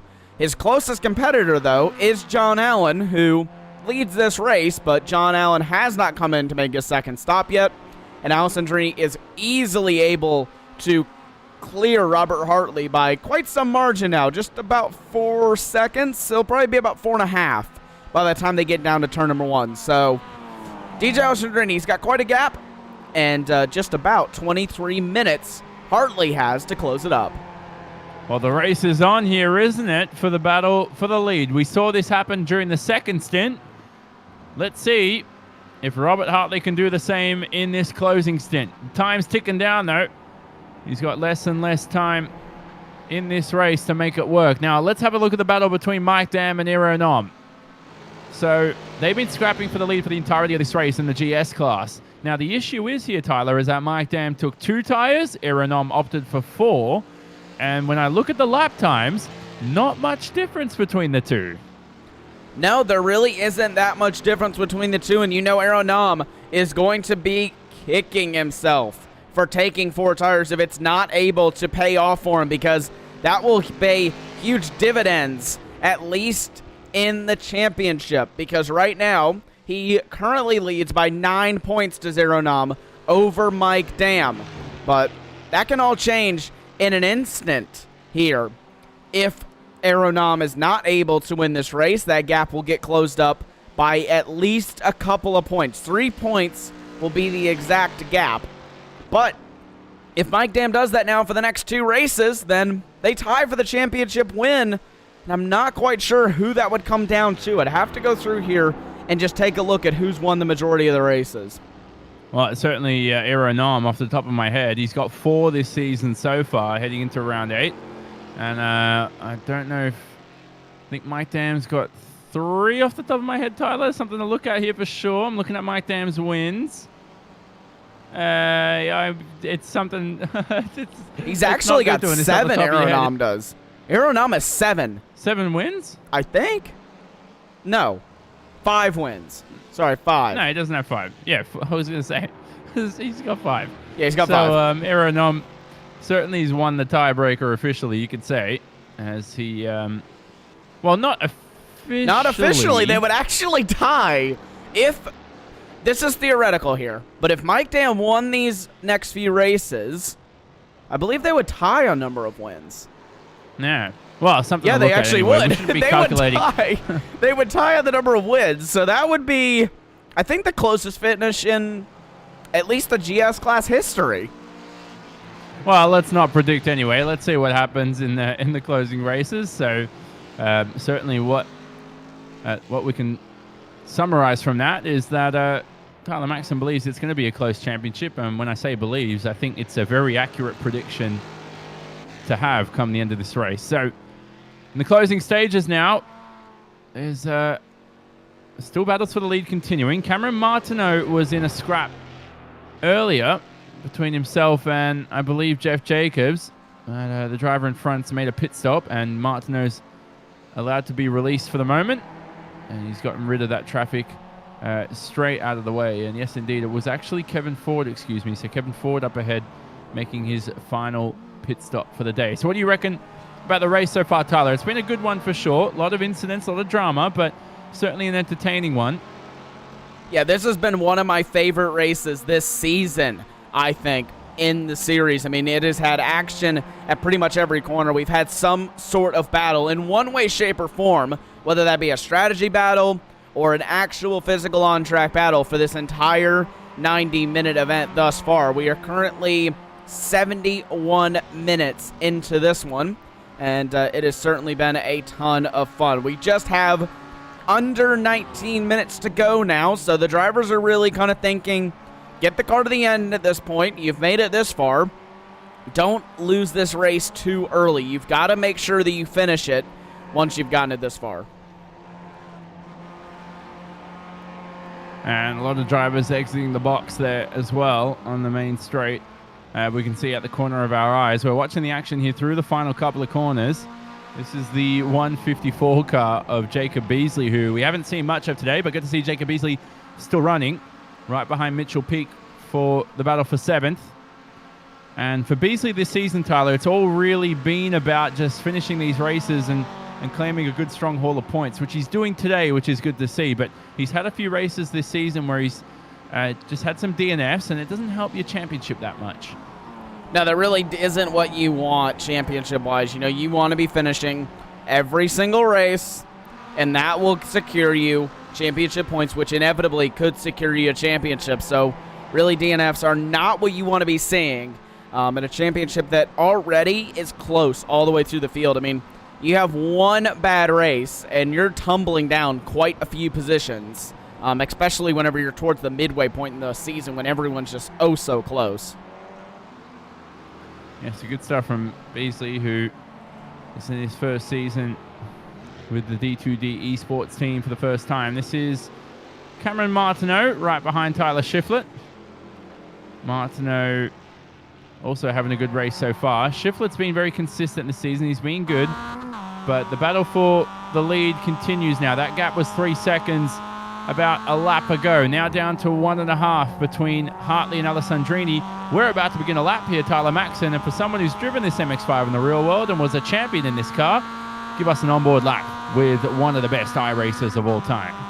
Yeah, one of the highest I-rating drivers in the world of iRacing, at least on the roadside. Robert Hartley down into turn number 1. You're going to be braking just past the 100-meter board, down through the gears. Clip that inside curb. It'll help with turn-in. Same thing through turn number 2. You can see just a little bit of a drift here from Hartley. Now into 3. This is one of the more tricky corners on the racetrack, surprisingly, because if you get on the gas too early, you're going to be well out and past where you should be.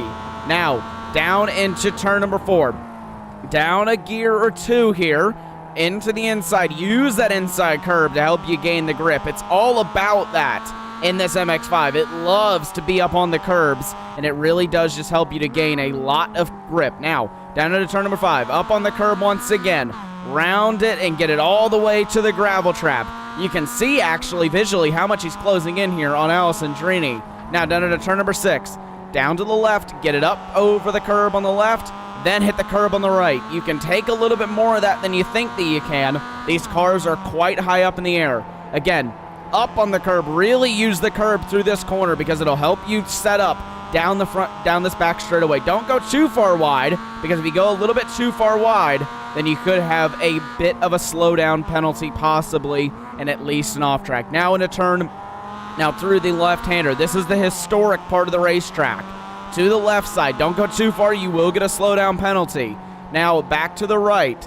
This is another one pretty much just setting up here to get all the way down the front straightaway. I know that sounds crazy, but this is just one of those very fast and flowing sections which really sets you up.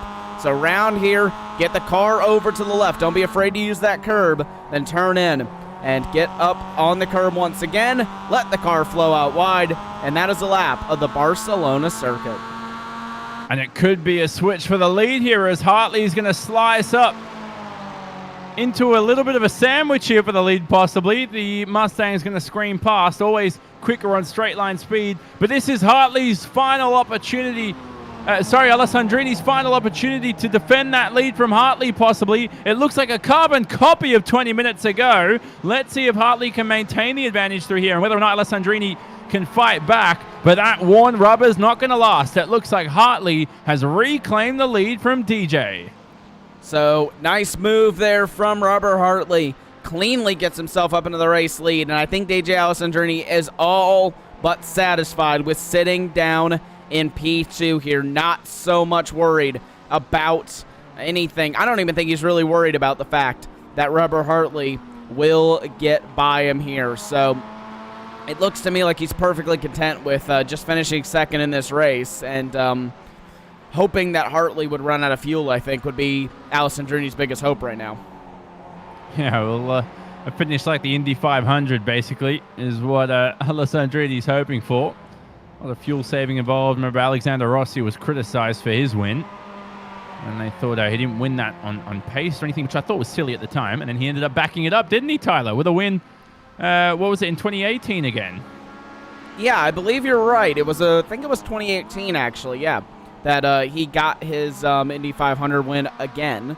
So, yeah, I do actually remember that original Indy 500 win whenever everyone said, yeah, he didn't really win it on pace, he won it on fuel strategy, but hey, at the end of the day, he still won the race, so doesn't really matter how he won it, you know what I mean? Like, you may not have the best pace, but if you had the best strategy, you won the race. So, in my opinion, I don't think it's right to criticize someone to say, oh, well, you were slow, but you had a great fuel strategy. Well, obviously they did something right because they won the race, so. Well, the thing that Hartley needs to consider now is definitely whether or not he has too much fuel on board. An issue I used to have as a driver is, especially when I raced in Grand Prix cars, 90-minute event, similar to today, obviously. And when you're doing all this slipstreaming, using DRS, all this stuff involved, compared to testing sometimes, and because you're not maybe pushing as hard in a test race because there's more of a risk of crashing, sometimes I end the race with about 3 liters more fuel than I calculated for. So I remember some races I would deliberately underfuel the car by about 2 liters. And then I look across the checkered flag, Tyler, and I'm like, how do I still have 4 liters left on board? What did I do wrong this race? Yeah, I feel like that's something that I even do as well. You know, I'm kind of I never want to run out of fuel because I have done that so many times where I think I've got enough fuel on board and I'll, you know, just take exactly what I think I need and not have enough. So I'll end up overfueling the car, and then I'll look down and I'll be like, oh, I have 2 or 3 gallons left in the fuel tank. So a little bit more than what you got. At least you got your fuel calculations a bit closer. But yeah, I mean, I think that's a struggle for a lot of these drivers. If you're not using one of those automated fuel calculators now that you can get online, it can be a challenge to calculate your fuel pre-race if you don't already have a competitive race stint run. Yeah. This was back in the day when I didn't really have any spotters. I'm talking 2014, 2015. That's very new to a lot of people. Tyler, you were 3 years old in 2014. Not quite, but but sorry, it was 4 definitely. Years old. Sold yourself short. No, that was I was actually 10 at that time. That was wow. I was very young, yes, and I still am. But yeah, I was very young back in 2014, and it's funny to think that most people have, at least guys like yourself, have been doing sim racing commentary and have been around sim racing for almost the entire length that I've been alive, and have been commentating for since I was single digits. I mean, I just want to put that in perspective. Oh, nice. Well, the good news is Tyler Maxson, we get the privilege of having in this commentary booth. He's an up-and-coming racer in the real world, so keep track of Tyler, give him a follow on Twitter and everything. And, certainly see more of you, Tyler, hopefully in the future, for sure, not just in the sim racing world, but in the real world too. And let's hope that everybody stays safe during the tough times in the world so we can get back to real-world racing as we watch Robert Hartley here just maneuver his way past a little bit of traffic. And he looks to be on his way to another race victory this season. He's not in contention for the championship. He's missed a couple of rounds. He's had some poor rounds, of course, too. But a race victory is certainly something to be confident by. We watch on screen the 61 here of Jim List right behind John Allen in the battle for 4th, just ahead of David Payton, the Canadian. And these 3 scrapping away for 4th in class. Yeah, all scrapping away here for 4th in class. One driver that's really impressed me, and I mean really impressed me here in this race, is Jason Bossi. Currently running in 3rd. This has been an amazing performance for him. I think he's definitely going to go pro next season. I mean, what a performance he's been giving here in these well, I shouldn't say final few races, but in these last few races that we've had here. Next week, Lime Rock Park.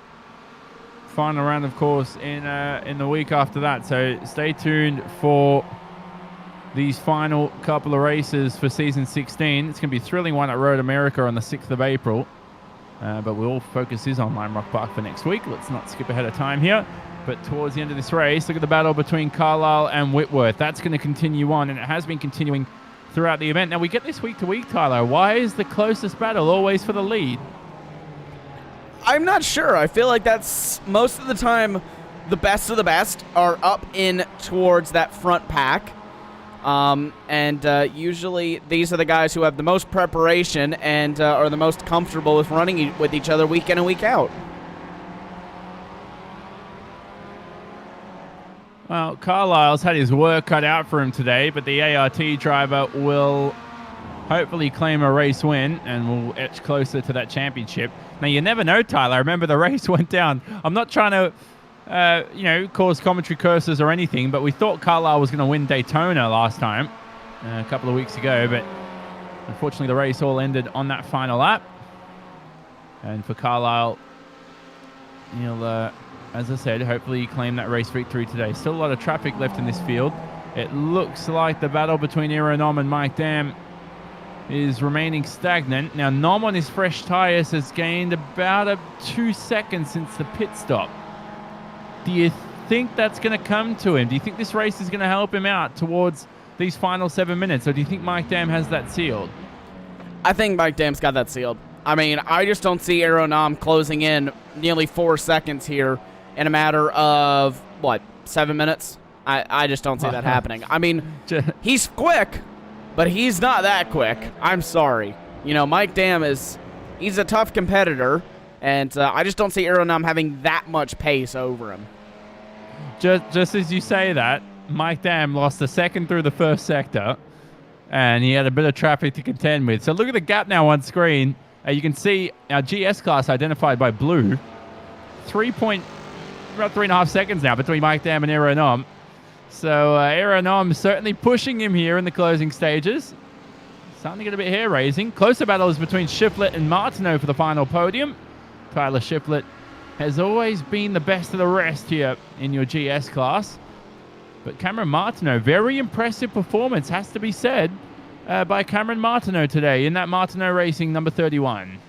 Yeah, very impressive performance from him. He's actually challenging here now. He's able to challenge Tyler Shiflett, which is, I think, a welcome change for us. You've been used to seeing Shiflett being the best of the rest in that Mustang field for oh so long now, and to have a new competitor in there to possibly shake things up for him is very, very nice to see. And now we're just getting into about 5 minutes left to go here. So the race is really winding down, and the battles are starting to spread out. The only battle we have left here is between John Allen and Jim List. Man, I love John Allen. He's just someone you want to root for, in the MX-5. And Jim List is having an impressive race today, of course, too. Now, it's a bit weird seeing John Allen down in 4th. I miss seeing the John Allen, the one that's contending for race wins. He's just lacked those extra couple of tenths these past few weeks and races that he normally has. So I don't know if he's in a busier period or whether or not he just spiked. Maybe he just had a good period of time. But John Allen's a race winner in MX-5. So very odd to see him down in 4th, so far off the lead.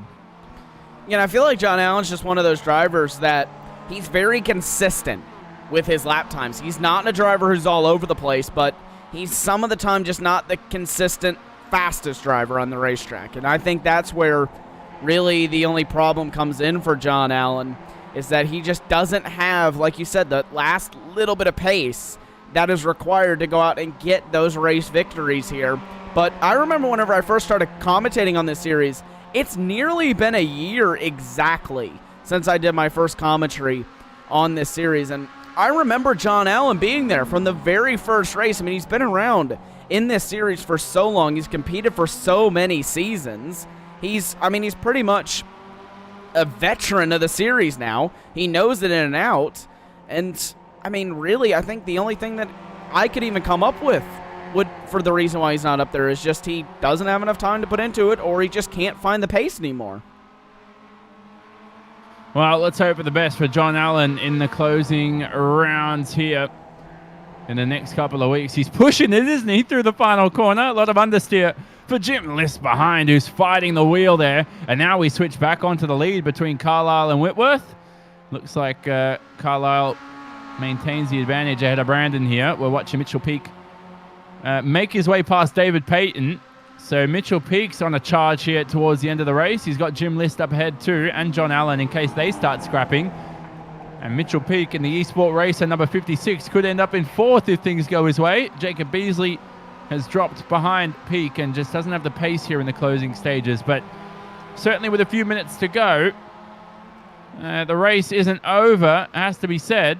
And Alessandrini's only 1.9 behind Hartley. So I've said a lot of information there, Tyler, in the past, 30 seconds. But it just goes to show that we can't really call the end of this race until the checkered flag.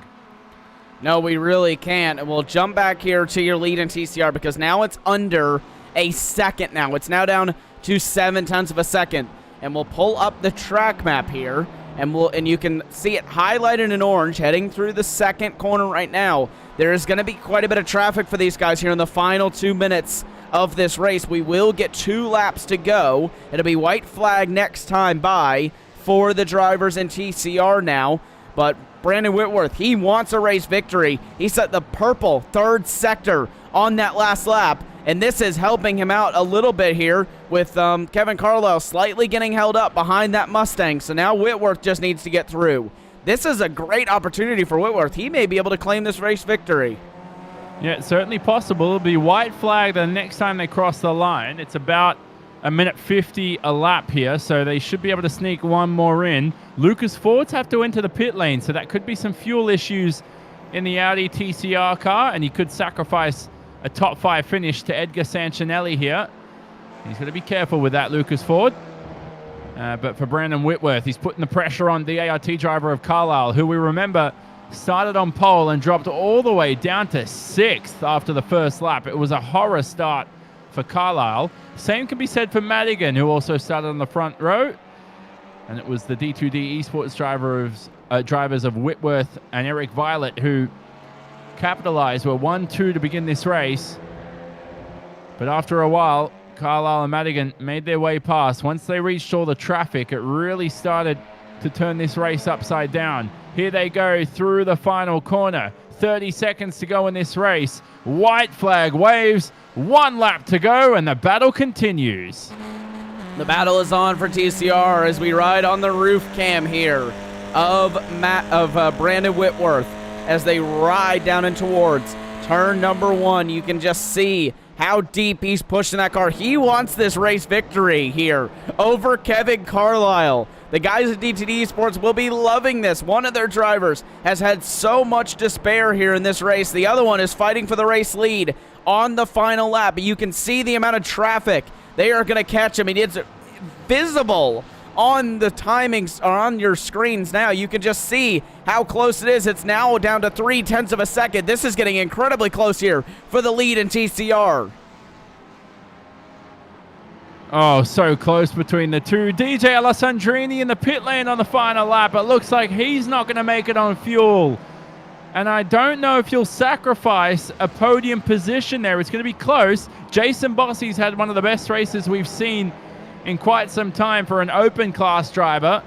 Alessandrini should remain in second, but we're watching this scrap for your overall win between Carlisle and Whitworth. The checkered flag's about to wave here to end this race.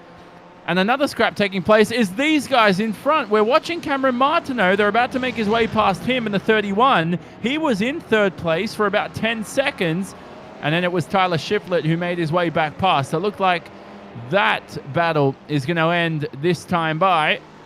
And there is Tyler Shiflett on screen. Let's hope nothing goes wrong between these guys as they all fight for the lead here. But with a couple more corners to go, it wasn't the best of races from Carlisle, but it was a courageous race from Kevin Carlisle. The Apex Racing Team driver will take a valiant, heroic victory and is on his way towards this season 16 championship. He wins round 8 from Barcelona. What a race there for Kevin Carlisle. And to put it into perspective, I mean, yes, it's the season 16 TCR championship, but that's the inaugural season of TCR. I mean, if there's any championship that I can win, I'd want to win the inaugural season of it. And Kevin Carlisle is on his way to doing so. What a performance he has put in here today. He had a lot of bad luck early on, but was able to overcome it and get himself up into the race lead, or able to get himself up into the race lead and inevitably win the race. Now let's check out Mitchell Peak versus Jim List here. List about 0.4 of a second ahead in 5th. It's getting close here as they head in the last half lap. Very close between the two. Looks like Hartley's going to take victory for your MX-5 class. He does. Hartley across the line and ends up in first. He wins for your ST vehicles. Mike Dam officially winner for your GS class. Still watching Jim List versus Mitchell Peak. Peak's got some immense pace in that eSport racer car here to end this race, but we're still racing, Tyler, with these two while your winners are celebrating across the racetrack. Yeah, so the winners are celebrating, but these two are still scrapping it out here for 5th place. Jim List runs a little bit wide. Mitchell Peak to the inside here through the fast right-hander, and he's not able to do anything. And you can see their car 61, that's drive-through penalty for an instant limit violation. So he can't serve that. Jim List is going to lose 5th place anyway due to the incident limit violation there between himself and Mitchell Peak. Wow, what an ending here. Brilliant race so far. Such a thrilling one too.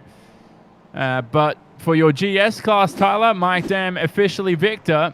And it goes to show Aeronom is human. And here are the results on screen. But I'll tell you what, Tyler, before we look at that, well, those are your qualifying results. But first of all, Tyler, what a victory it was from Mike Dam ahead of Aeronom. It all came to strategy at the end of the day. Yeah, it really did all come to strategy at the end of the day for those guys here. And there we go. Race results are up on your screen. Take us through it. Oh, certainly. Here we go. Kevin Carlisle, race victor. Only 2 tenths at the end of the day. Whitworth left it to too little, too late there. Not to sound cliched, but it was certainly the case, as Whitworth still drove a splendid race nevertheless and did lead some laps early on. But he's only a bridesmaid today in 2nd. Matt Madigan rounds out the podium for Nerdworks Racing. Riley Downey out in 4th, and it's good to see at least 6 cars finishing this race, with Lucas Ford and Edgar Sanchinelli ending up 5th and 6th. Ford with a late race pit stop almost cost him a top 5 finish, but he still made it through into the top 5. Your GS class consisted of Mike Dam taking home yet another victory this season and closing in on Aeronom's championship lead. The Crypto-G Orange Racing driver and the Canadian is keeping the Estonian at bay, and Aeronom's got his work cut out for him at Lime Rock Park and Road America in these final couple of rounds. Tyler Shiflett is in 3rd with a podium there for Mac Motorsports. His teammate Clint Vargas didn't have the best of races, unfortunately, with a DNF earlier on. Cameron Martineau did have the podium there on the final lap for, I think, about a stage of 10 seconds off camera. Unfortunately, was lapped. So for Cameron Martineau, wasn't able to, it says he's finished a lap down on Tyler Shiflett, but I tell you what, it was a much closer gap than that. It was just timing of when the leaders of Carlisle and Whitworth came through. And it was Steve Daniel, Jeff Jacobs, and Kevin Ford to round out the order. Not the typical speed we see from Kevin Ford. We know he's been very busy behind the scenes, planning some exciting stuff ahead for the future. There is your MX-5 order, officially known as your ST class, your street tuners. Robert Hartley back to victory lane for Rob, ahead of DJ Alessandrini. So DJ maintained 2nd after that late race pit stop for fuel on the final lap. What a performance, though, from Jason Bossy in 3rd. John Allen in 4th. Now, we talked about John Allen maybe lacking pace. 4th is not so bad of a result, to be honest with you, but we'd like to see John Allen competing for victories. He's certainly got the talent for it. Peak, what an ending that was. Peak into 5th at the end of the day ahead of David Payton. And you can see a list of 4 D2D esports cars from List, Beasley, and Thorman all followed. Schwenke, after early race issues, on a recovery drive back into 23rd overall. Jeffrey Cranston followed behind. Brennan Horan as well in the other esport racer car. Teammates with Bossy and Peak. He'll hope to learn from his teammates and improve his pace for sure. Certainly improvements to come from Brennan Horan and, of course, Greg Brockway, who sandwiched Derek Holland. Russ Roddick ended up officially in 28th, although he was down on his class, and you can see the rest of the order is on screen. A few DNFs down the field. Jordy Fike, of course, with Tony Kernan, who was involved in a multitude of incidents today. A race to forget for Tony Kernan.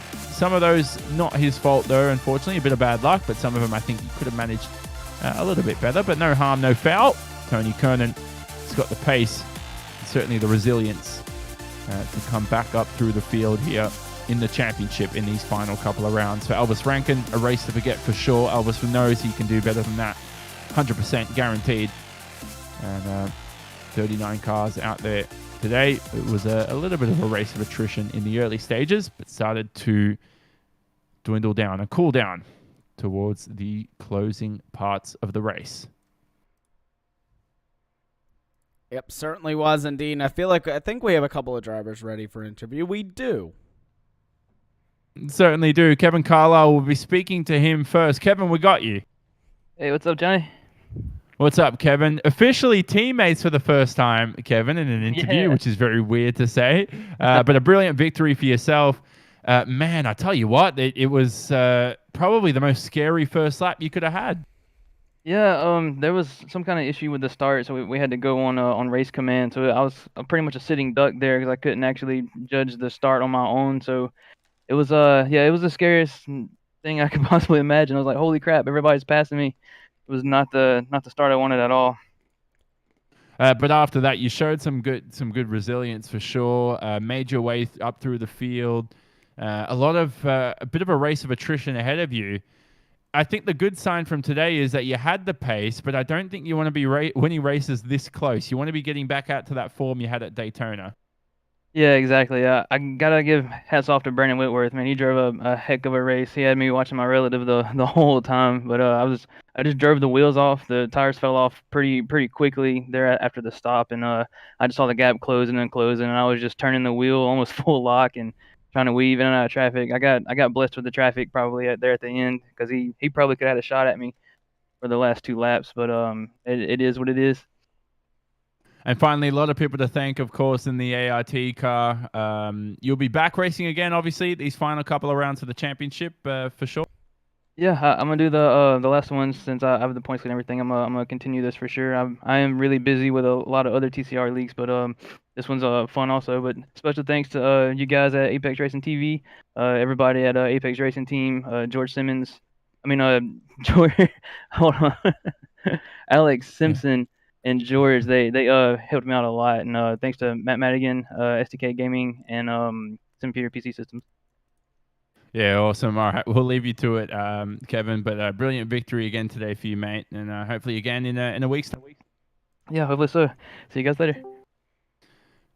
Tyler Maxson, you're stood alongside Mike Dam, who took home a victory to remember for quite some time, outsmarting who is the smartest generally on reputation of Aeronom. Brilliant victory for the Canadian here today. Yeah, I think you nailed that one pretty much right on the head, Johnny. I mean, talk about that one, Mike. I mean, what a strategy you put together today. You were able to out-strategize the strategy god, as he's known in this series, Aeronom. Yeah, I was quite fortunate to be able to pull that one off. I made a really good setup. I felt that was gonna last, keep the tires pretty. And I knew I wanted to do a full stint at the start and take that full tire replacement. So that seemed to work out for me. I made a monster at the second stint and just tried to pull as much time as I could. And I think I was able to jump them because I needed less fuel at the end. Well, you certainly did a wonderful job at getting that one indeed. I mean, you really had a really good battle with Arrow, to be honest with you. It was just, I think you really won that one in the pit stop phases, and you were able to inevitably come home with a 2.1 second advantage. We saw it go all the way up to about 4 seconds whenever you came out of the pit stop. What caused you to lose that 2 second? Were you just kind of struggling with traffic, or were you a little bit slower on the tires than you would have hoped? I think because of that long middle stick, I had only taken left sides after that, so my right side tires were probably a good hour and 10 minutes or so, or something like that on them. So I definitely felt this, a little bit of a grip loss at the end there, but I was also struggling with fuel I had to save there the last couple laps, but I think Euro did as well. So that made it a little bit tight, but there was a little bit of an incident at the start. The start was a little different, so the race ended up being about a lap less, so we had to kind of go on the fly and recalculate our fuel. So, well, it was a good one and a race to remember for you for sure. Is there anyone you want to give a shout out to before we let you go? Yeah, just all the guys who are racing this league and make it what it is. The admins for putting this on. It's always a blast. You guys for broadcasting it. It's a great job. Well, thanks, Mike, for joining us here in the comments booth. Congratulations once again on your win in the GS class. We hope to speak with you in a week's time. Yes, sir. Thank you. That was Mike. Sorry. Damn. I guess, Tyler, it looks like interview's over for the day here. No MX5 drivers showing up. We'll give them another 30 seconds, but a brilliant race, Tyler, nevertheless. And one where we hope to continue at Lime Rock Park, back to our 60-minute format next week. Yeah, back to the 60-minute format, actually, for the final 2 races in this championship. So both of these final races will be in that beloved 60-minute format, our more predictable format, let's put it that way. And it's going to be an exciting race at Lime Rock Park, certainly, and at Road America as well. But Lime Rock Park next week, that is going to be a challenge, to say the least, for these drivers. Yeah, it certainly will. They'll be back racing again on the 30th of March. So that's in a week's time. It'll be 60 minutes around Lime Rock Park, like we said, one of the most famous circuits on iRacing, one of the first ones that you encounter when you come into the MX5 on the road racing service, and it hosts round 9 for the penultimate round of season 16 for the Extreme Motorsports Ricmotech SportsCar Series. It'll all be broadcasted on your beloved Apex Racing TV. Thanks, of course, to all the viewers who joined us for today's broadcast. Those numbers increase week to week, and we're glad to see you all getting involved. Thanks, of course, to the entire Apex Racing TV crew behind the scenes, because this Apex Racing TV presentation could not be done without them. Thanks, of course, to Tyler Maxson alongside myself, Jonathan Simon. Our winners today, of course, Kevin Carlisle, Mike Dam, Robert Hartley. We'll see you in a week's time at Lime Rock Park. We hope to continue with the action there. And no breaks with the 60-minute format will certainly be as intense as today.